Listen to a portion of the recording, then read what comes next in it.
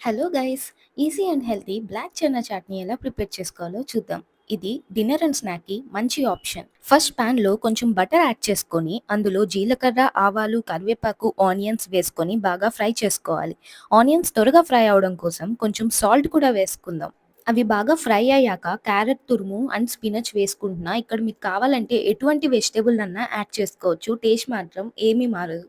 ఇక్కడ స్పినచ్ అంటే ఏంటో కాదు, స్పినచ్ అంటే పాలకూర. ఇవన్నీ ఫ్రై అయ్యాక ఇప్పుడు ఇందులోకి మనం బాయిల్ చేసి పెట్టుకున్న బ్లాక్ చెన్నా, అంటే మేము నల్ల గుగ్గులు అని తెలుగులో అంటాము. దాన్ని స్మాష్ చేసుకొని దాన్ని వేసుకొని మిక్స్ చేసుకుందాం. ఇప్పుడు ఇది కొంచెం ఫ్రై అయ్యాక ఇందులోకి టమోటా పేస్ట్‌ని కూడా యాడ్ చేసుకోవాలి. అందులోనే కొంచెం వాటర్ యాడ్ చేసుకుందాం.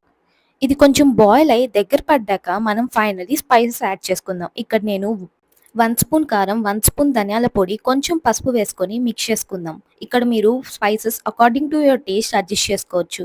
ఇప్పుడు ఇందులో మనం కొంచెం వాటర్ యాడ్ చేసుకొని మిక్స్ చేసుకుందాం. ఇక్కడ నేను ఎటువంటి సాల్ట్ యాడ్ చేయలేదు కదా! ఎందుకంటే బ్లాక్ చెన్నా మనం బాయిల్ చేసుకునేటప్పుడే అందులో సాల్ట్ వేస్తాం. సో, ఇప్పుడు కూడా సాల్ట్ ఇందులో వేసుకుంటే అది ఎక్కువ సాల్టీ అయిపోతుంది.